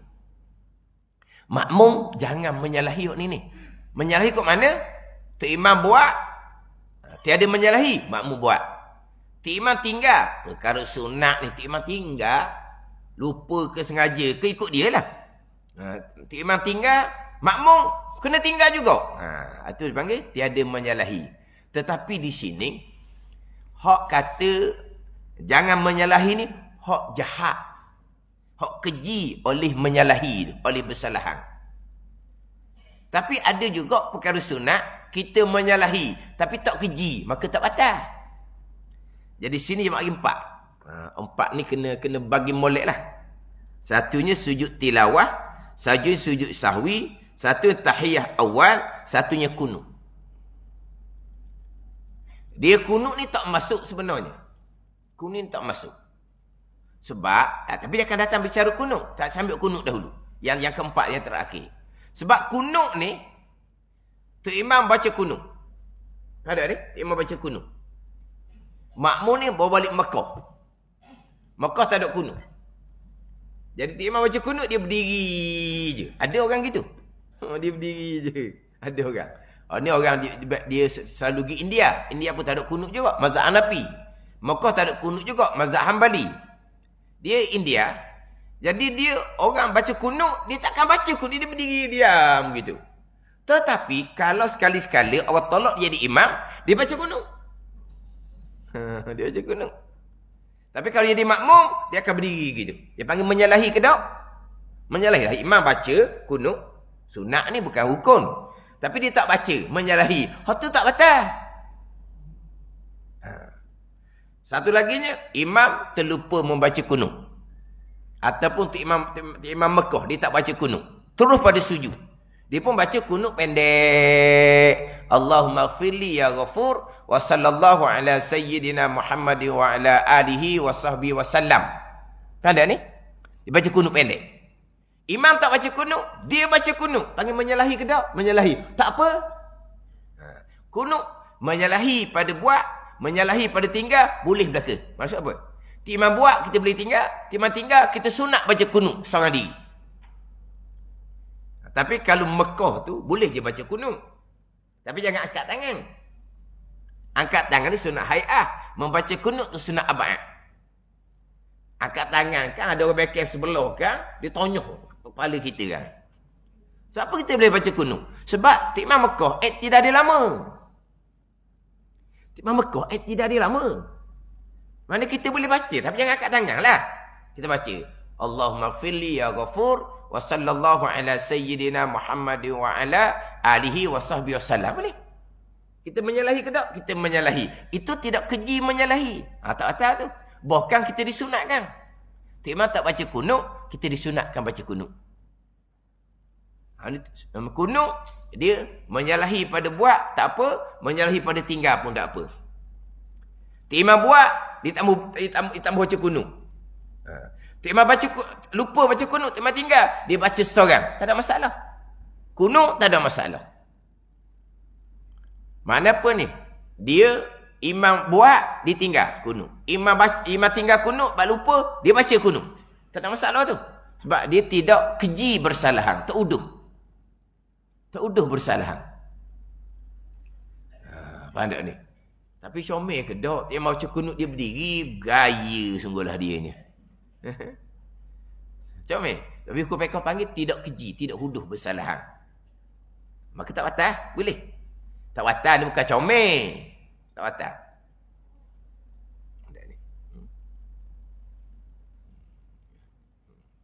Dia memang Mekah, tidak dia lama. Tak tahulah takut nak peluang kita. Tak. Dia tidak lama belaka. Bukan hak kata hak kedua subuh tidak. Bukan kerana Tok Imam Mekah tu nak bagi peluang kita membaca kunut. Bukan. Sebab dia tidak waktu mana pun memang lama. Tidak semai zuhur ke semai asar ke. Tidak dia lama. Mana kalau kita baca Sami Allahu liman hamidah, itu tasmi' intikal. Kita baca Rabbana lakal ham mil'us samawati wal ard wa mil'u ma syi'ta min syai'in ba'. Dia tak akan sujud lagi. Ada lagi masa situ pula sebelum Tok Imam sujud. Daripada iktidal tu. Jadi maknanya kalau subuh pagi Jumaat memang tak ganggu. Kita boleh baca kunut pendek tanpa mengangkat tangan. Ada orang kita buat, orang terus sujud, baru dia angkat tangan, dia baca kunut. Kalau sedar dia orang tu, baru dia orang tu. Faham tak ni? Biasalah tempat kita baca kunut, mari orang tak baca kunut, kita rasa warna hati kita. Debel, mari tempat orang baca gila. Faham tak? Kita pergi tempat orang tak ada kunut, dia tak baca, kita pergi baca. Kan ni perasaan orang. Tak. Itu contoh kita, tempat kita baca kunut. Dia mari-mari, duduk sebelah kita, dia tak baca kunut. Dia letak tangan straight gitu je. Mana? Hilang kosong sembahyang kita tau. Siapa sebelah ni? Gaya sungguhlah. Kau pernah berlakunya, dia Tok Imam luar. Tok Imam Syria. Lari daripada peperangan. Kita ni bagilah penginapan apa semua. Pada ni. Orang nanti di imam. Dia tak baca kunut. Mula-mula dia di Tok Imam, dia tak baca bismillah. Marah dia nak mamung. Kita tahu dah bismillahirrahmanirrahim, ulama berbeza pandangan. Tapi mu duduk di Malaysia dah ni menumpang kau panggil. Kerana kamu lari daripada peperangan di Syria. Menumpang orang ambil kediaman apa semua. Mula-mula dia tak baca bismillah. Bila ditegur, dia baca bismillah. Kemudian kunut subuh dia tak mau baca. Ni nak duduk 4 orang ni, tak lama kena hambak dia orang. Kena-kena hak Terengganu ni orang KL tak mau terima dah dianya. Orang Terengganu pula ambil kemolok merasa. Gitulah. Merasa. Dia baca kunut. Saya kata gini lah. Kalau baca kunut, kamu baca kunut pendek seorang. Lepas dia salam, kamu ramai-ramai sujud sahwi. Sebab kita walaupun kita baca kunut pendek seorang, oleh kerana Tok Imam tak baca kunut, dia cacat, dia kudung, kena tinggal sunat abad, kudung cacat dia balik kita juga walaupun kita baca kunut pendek. Jadi untuk menghilangkan kudung kita, cacat kita kerana Tok Imam tak baca kunut tadi ni, gaya saat ni, kita disunatkan sujud sahwi. Orang pun pakat sujud sahwi lepas dia salam. Gelepor dia, gelepor. Gelepor dia. Lepas daripada tu dia belebel. Bergaya kata dia tepang orang ni, dia belebel. Tapi belebel tak ada masalah. Sebab apa? Dia cakap orang putih. Cakap orang putih ni, ayah haji mak haji ada orang pandai, ada orang tak pandai. Jadi blebe nak blebe pun boleh cakap orang putih tu kau. Tapi lepas kena gitu, dia pun barulah baca kunut. Boleh baca kunut. Tapi orang panggil ni, dimang nak panggil. Jadi banyak sangatlah tuntutan gini-gini. Akhirnya balik ke Kuala Lumpur. Kena-kena orang Terengganu lagi layang lah walaupun banyak hal. Nak orang Terengganu semula, orang Terengganu tutup itu dah. Dah. Kena dah sekali murah. Dia balik ke Kuala Lumpur semula. Lepas tu makna hak layang dia walaupun banyak dimang. Bukan demang tau, dimang. Jadi dia banyak dimang ni dia balik KL mula. KL orang tak pelayang dia. Mari Terengganu balik, orang Terengganu tutup itu dah lama dah. Serik dah. Padahal apabila bagi tempat orang baca kunut, kita tak baca orang akan marah. Kita pergi tempat orang tak baca kunut, kalau kita baca, kerana perasaan orang lain. Sebab tu Mekah, maknanya kalau baca kunut, bacalah. Baca kunut pendek, ayah angkat tangan. Gitu je lah. Lepas tu jangan pula Tik Mabui Salam Juk Sahawi pula. Juk Sahawi, kau orang pegang kepala kita atas latar, tak bangun kita. Juk Sahawi apa ni pula? Tak, kita memang sunat Juk Sahawi tu kalau Tik Imam tak baca kunut. Sebab Tik Imam cacat, kudung, dia tinggal sunat bang, kudung cacat mari kita. Nak hilang kudung cacat kita, kena Juk Sahawi. Ataupun kita pakai pandangan, Tik Imam tak baca kunut, tak ada kudung, tak ada cacat. Sebab mazhab Ahmadi memang tak sunat baca. Maka tak ada kudung cacat. Dia tak kudung, dia tak cacat. Sekarang gini, Tik Imam tak baca kunut. Kita baca kunut pendek. Tu imam tak baca kunut ni di kudung pada sunat abad ni kan umpama tangan, umpama kaki. Kalau tangan kaki tak ada kudung. Sunat hai'ah ni umpama misal janggut perhiasan. Jadi tu imam tak baca kunut, walaupun kita baca kunut pendek, tu imam tetap kudung. Kudung tu imam cacat, imam akan mari kita sebab kita makmum. Walaupun kita baca kunut pendek, imam bersalam, kita sunat Juk Sahawi. Malaikat kita pakai gini je. Pakai gua ni. Tu imam tak baca kunut ni Mekah ni, tak kudung, tak cacat. Sebab apa? Sebab bagi mazhab Malik bukan sunat ab'ad. Tak sunat pun baca. Maka kudung tak tu imam? Tak. Jadi tak ada lah kudung kita. Jangan Juk Sahawi. Tapi kita bacalah kunut pendek pada masa tu imam tidak lama tu. Tanpa perlu angkat tangan lah. Dalam masa tu boleh baca kunut pendek. Tapi yang Juk Sahawi lah. Kalau berlaku tempat kita, Tok Imam lupa baca kunut, kita baca kunut pendek. Kemudian Tok Imam ni beri salam terus tanpa Juk Sahawi. Kita disunatkan Juk Sahawi sendiri. Tok Imam kita takkan marah pun. Dia lupa baca kunut subuh. Sampai ke selesai tasyahud akhir, dia terus memberi salam pula dah. Dia lupa nak Juk Sahawi. Kita lepas Tok Imam beri salam, kita sunat Juk Sahawi seorang. Maka Tok Imam takkan marah kita. Tak apa kalau tempat kita ni. Memang disunatkan gitu. Walaupun kita baca kunut pendek sekalipun. Jadi hak bersalahan di sini, kita ambil satu dahulu hak kunut. Nanti kita akan hurah balik sujud tilawah, Juk Sahawi dan juga tahiyat awal. Hak kunut mudah saja. Menyalahi imam. Imam baca kunut, dia berdiri saja. Tak batal. Imam tak baca kunut kerana terlupa ke, dia baca kunut sendiri, menyalahi. Tak batal. Jadi kunut tak masuk dalam keji bersalahan. Sebab Tok Imam baca kunut, dia boleh tak baca. Tok Imam tinggal kunut, disunat baca kunut pendek seorang. Mana menyalahi kedua belah hak ni tidak keji, hak berkaitan dengan sunat hak kunut. Hak bezanya macam mana dengan sujud tilawah, sujud sawi dan tahiyat awal.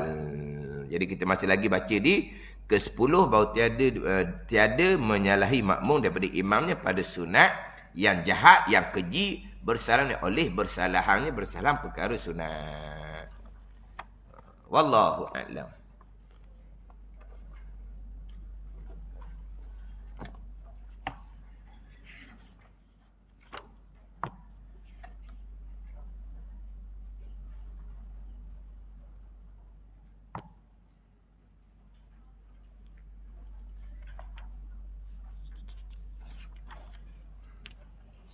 Ini kitab Minhajul Abidin yang disusun oleh Haji Zakaria Kedah. Muka surat 60, baris yang ke-8 daripada bawah. Jumpa tak? Surat 60, Baik ke-8 daripada bawah. Qala al-muallifu rahimahullahu ta'ala wa nafa'ana bi'ulumihi amin. Dan wajib juga bahawa ia hamba mempelajari segala manahi. Dan kurungan tu perkara yang ditegah pada syarak. Segala manahi ni, manahi yang ditegah ni pada batin lah. Ini bicara ilmu tasawuf. Manahi yang ditegah ni pada batin. Sifat kecelaan lah. Yang mana ia segala manahi ni lawan bagi perkara itu. Yang mana ia lawan bagi perkara itu.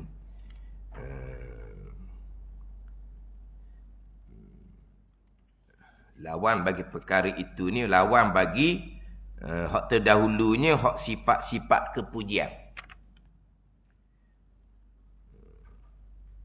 Ialah segala manahi ni seperti sifat marah, sifat ghadab, sifat marah. Dan angan-angan yang panjang, dan riak, dan takabur, dan lain-lain lagi. Pembicaraan sekarang berkaitan dengan ilmu. Pembicaraan berkaitan dengan ilmu. Yang mana ilmu ni dia sekalikan dengan ibadah. Dan kitab Minhajul Abidin ni pembicaraan ilmu. Tajuk ilmu. Al-aqabatul ula, aqabatul ilmi. Mana yang pertama bicara bab ilmu. Tapi Imam Ghazali, ilmu ni diserangkaikan dengan ibadah. Ilmu diserangkaikan dengan ibadah. Kemudian jangan lupa dahulu ayat pertama dalam kitab Minhajul Abidin ni. Ayat pertama di muka 6 dahulu. I'lamu ikhwani as'adakumullahu wa iyaya bimardati annal ibadata samaratul ilmi. Ini ayat pertama. Ketahui olehmu, hei saudaraku. Saudara pada agama ni, Imam Ghazali ni. Kemudian Imam Ghazali doakan, mudah-mudahan Allah Subhanahu wa taala memberi kebahagiaan bagi aku dan bagi kamu dan juga bagi aku. Doa supaya Allah beri sa'id. As'adakumullah. Allah bagi kebahagiaan. Apa dia bagi beruntung ni? Syurga Allah Subhanahu wa ta'ala. Sebab dia ada dua tu. Dia ada sa'idun, dia ada syaqiyun. Sa'idun ni bahagia, syurga. Syaqiyun ni celaka, iaitu neraka. Jadi didoakan mudah-mudahan kamu ni Allah beri kebahagiaan. Apa yang Imam Ghazali suruh kata ketahui olehmu, wahai saudaraku ni? Sebab doa dulu sepat tengah. Ketahui olehmu, hei saudaraku. Apa dia? Dah berhenti sekejap. Dia berdoa pula, mudah-mudahan aku dan kamu Allah jadikan bahagia. Ada ni. Allah jadikan bahagia ni, Allah buka jalan ilmu. Allah jadikan celaka, Allah akan tegah jalan ilmu. Sebab nanti dalam kitab Minhaj nanti, yuhlamul su'ada wa yuhlamul ashqiya. Allah Ta'ala akan buka jalan ilmu bagi orang yang bahagia. Dan Allah akan halang ilmu bagi orang yang celaka. Bahagia, qada azali. Celaka, qada azali. Hak catat di budak tu lah. Bikatbi rizkihi, wa ajalihi, wa amalihi. Lepas tu, wa syaqiyun au sa'idun. Celaka ataupun bahagia. Hak dicatat di budak 4 bulan. Itulah hak qada azali. Ada celaka, ada bahagia. Kalau Allah qadakkan bahagia, Allah buka jalan ilmu. Nabi kata, wa yuhram asya'. Ada pun orang celaka, Allah tegahkan daripada ilmu. Jadi sebelum Mazali nak tekan apa benda ni, ketahui olehmu ni, doa dulu. Mudah-mudahan aku, kamu, Allah beri kebahagiaan. Allah buka jalan ilmu. Akan bawa ibadah. Ni cerita mula-mula. Sebab apa? Minhajul Abidin. Perjalanan bagi orang yang beribadah akan Allah. Maka ayat pertama akan bawa ibadah. samaratul ilmi, buah hasilan ilmu. Tak mula-mula sekali. Ibadah adalah buah kepada ilmu. Ilmu kena kemah molek. Sekalipun masuk tajuk ilmu. Masuk tajuk ilmu sekalipun Ghazali tidak pisahkan dengan ibadah. Ilmu dan ibadah diumpamakan dengan dua permata. Dahulu. Ada ni. Diutuskan Rasul kerana ilmu dan ibadah. Diturunkan kitab kerana ilmu dan ibadah. Orang yang mengajar ilmu dan ibadah. Orang yang nasihat ilmu dan ibadah. Orang fikir agama, fikir ilmu dan ibadah. Dua ni. Ada ni. Sebab saya dulu ni tidak ada faedah, tidak ada manfaat. Ilmu dan ibadah. Tetapi antara ilmu dan ibadah ni, hak dua permata ni, antara ilmu dan ibadah, ilmulah yang paling afdal. Ilmulah yang paling asyraf nak banding dengan ibadah. Ilmu yang paling afdal sekarang, ilmu umpama permata. Ibadah umpama permata. Mahal belaka ni. Mahal belaka ni. Tapi permata mahal-mahal ni harga tak sama. Ada ni? Jadi antara ilmu diumpamakan dengan permata, antara ibadah diumpamakan dengan permata, antara dua ni, mana yang paling afdal? Mana yang paling lebih? Lebih belaka ni. Tapi mana yang afdal, yang paling lebih? Mana yang asyraf, yang paling mulia? Ilmu. Yang wajib didahulukan atas ibadah. Yang wajib didahulukan atas ibadah. Kemudian, wajib dahulukan ilmu atas ibadah ni kerana dua perkara. Dah kita ambil molek, tanda molek. Kerana dua perkara. Sekarang perkara pertama sekarang ni. Supaya ibadah kamu jadi dan supaya ibadah kamu selamat. Nak jadi ibadah, ilmu akidah kena comel. Nak jadi ibadah, ilmu fiqh kena comel.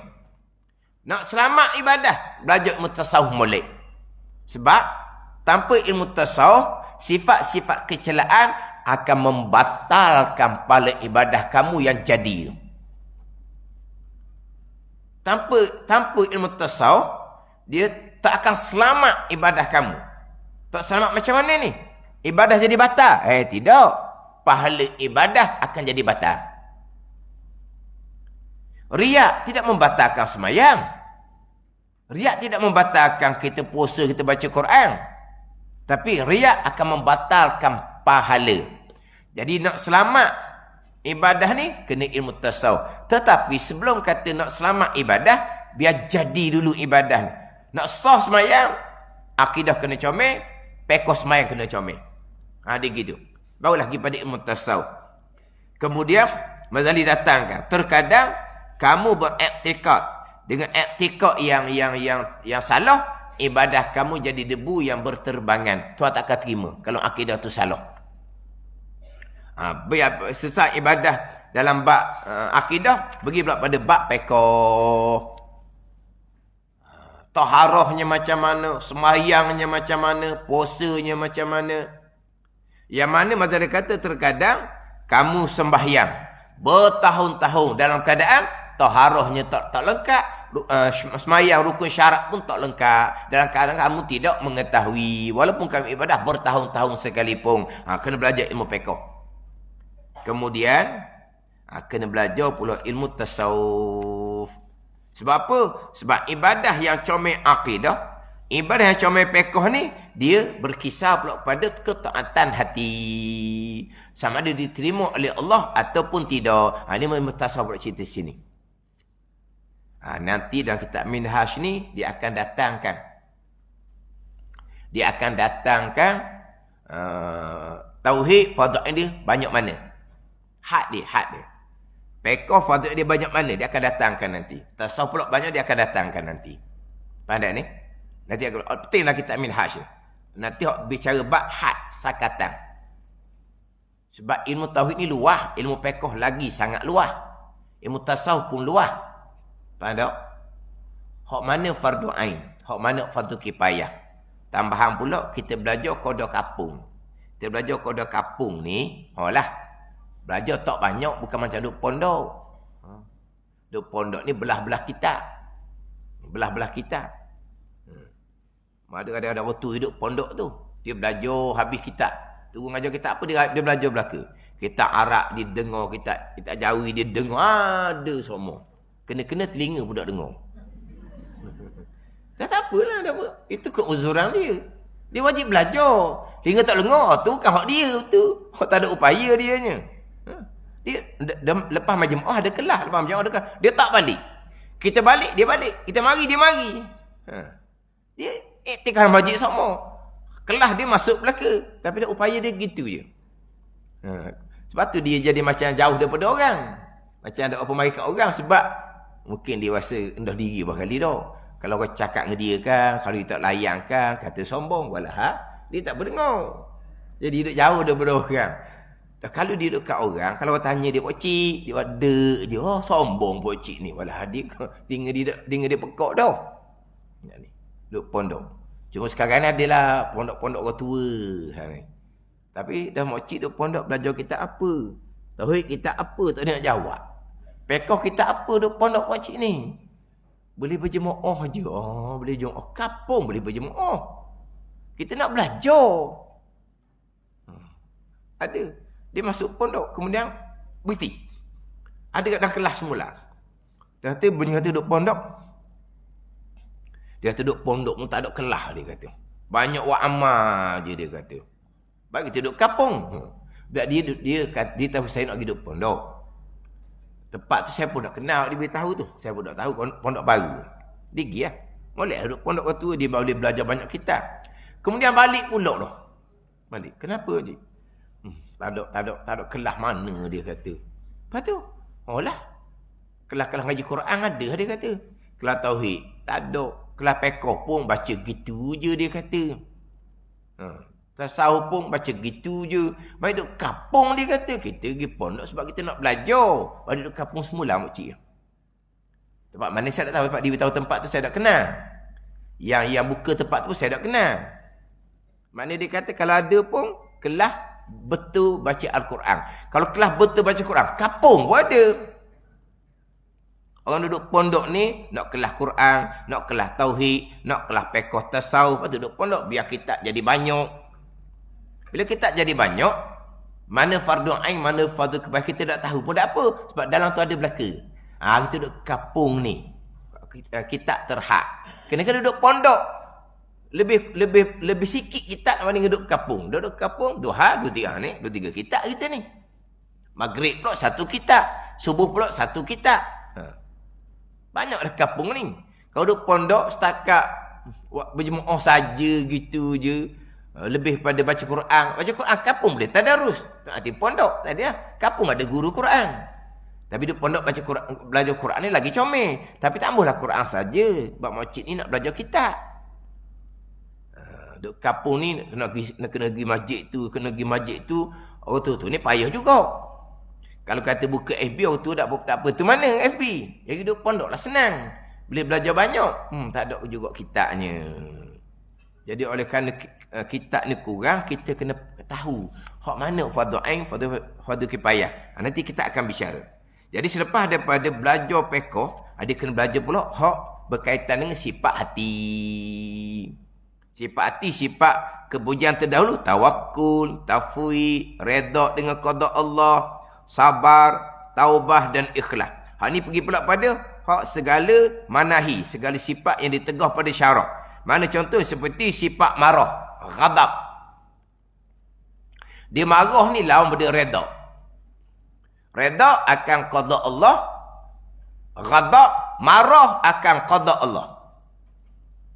Redha akan qada Allah. Sifat yang manahi, yang ditegah pada syarak, marah. Apa benda kita marah, semuanya qada Allah. Faham tak ni? Apa benda yang kita marah, kesemuanya qada Allah. Faham? Redha akan qada Allah. Marah pun akan qada Allah. Kemudian qada Allah ni termasuk qada yang jahat. Nak redha macam mana? Faham tak ni? Lepas tu hak jahat ni pula, memang kita kena marah. Ke mana pula nak bagi ni? Redha dengan qada Allah. Itu sifat kepujian. Qada Allah termasuk perkara jahat. Nanti dalam kitab Faridah akan bicara. Dia nak comel dalam kitab Penawar Bagi Hati. Hak redha dengan qada Allah, sifat mahmudah yang ke-9. Termasuk perkara jahat, wajib redha. Daripada pihak mana? Kalau kata marah, hak dicela pada syarak, marah hak mana yang dicela? Sebab benda yang dilakukan tu benda salah. Kita kena redha, jangan marah. Redha dari sudut qada Allah. Kalau marah dari sudut kita usaha dia melakukan kejahatan, kena letak molek. Sebab marah ni, ini adalah sifat yang ditegah pada syarak. Ada marah yang dituntut pada syarak. Macam redha. Redha dengan qada Allah, sifat yang terpuji pada syarak. Tapi ada juga redha yang dicela pada syarak. Faham? Marah ni, redha, sifat dicela pada syarak. Tapi ada marah yang dituntut pada syarak.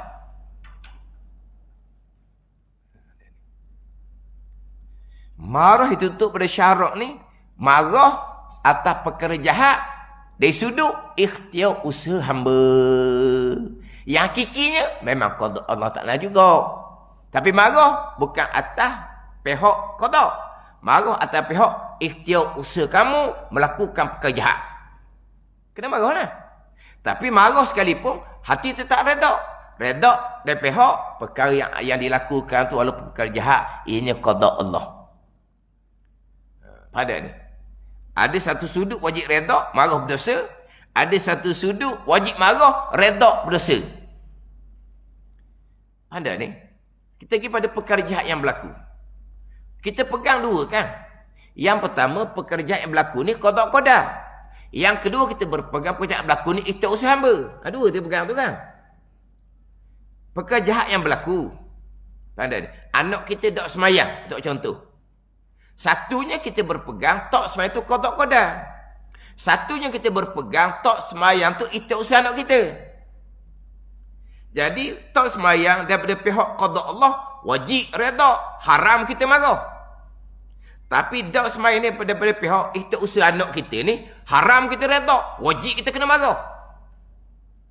Nampak tak? Nak letak molek, nak letak dua ni.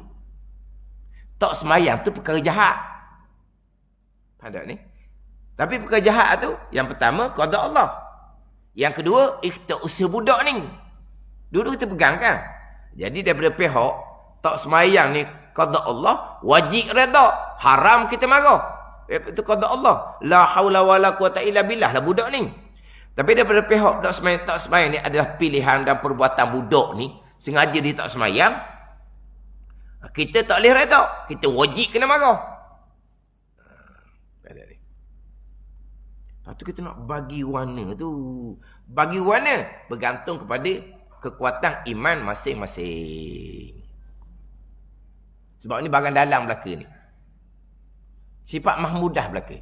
Redha, sifat hati. Marah, sifat hati. Lepas tu nak letak antara dua tadi kita pegang tu. Qada Allah, termasuk perkara jahat tak semayang tu. Kemudian itu usaha budak ni sendiri. Dia tak semayang tu. Dua-dua kita pegang. Tapi macam mana kita nak letak molek pada masa berlaku? Bergantung pada kekuatan iman masing-masing. Kekuatan akidah masing-masing. Akidah kita, budak ni tak semayang. Qada Allah. Akidah kitanya budak ni tak semayang. Pilihan dan perbuatan dia. Itu akidah kita. Tapi akidah kita kuat ke tak? Ini bergantung kepada dalaman masing-masing. Nak timbul redha ke? Nak timbul marah ke? Daripada pihak mana ke? Bergantung pada kekuatan dalaman masing-masing. Tapi pertama, ilmu kena jelas lah. Hak marah, yang dicela pada syak ni, marah hak mana? Marah hak diwajibkan pada syak ni, marah hak mana? Pada ni. Kemudian marah pula, marah ni nak kawal macam mana? Itu dia bicara lah. Hak bicara dengan sifat ghadab, sifat marah. Itu di antara hak wajib engkau mempelajari daripada sifat manahi. Sifat yang ditegah oleh Allah Subhanahu wa ta'ala. Dan angan-angan yang panjang, dan riak, dan takabur, dan lain-lain lagi. Wallahu a'lam. Bismillahirrahmanirrahim. Alhamdulillahi rabbil alamin. Wassalatu wassalamu ala sayyidil mursalin wa ala alihi wa sahbihi ajma'in. Allahumma ftah alaina futuhal arifin.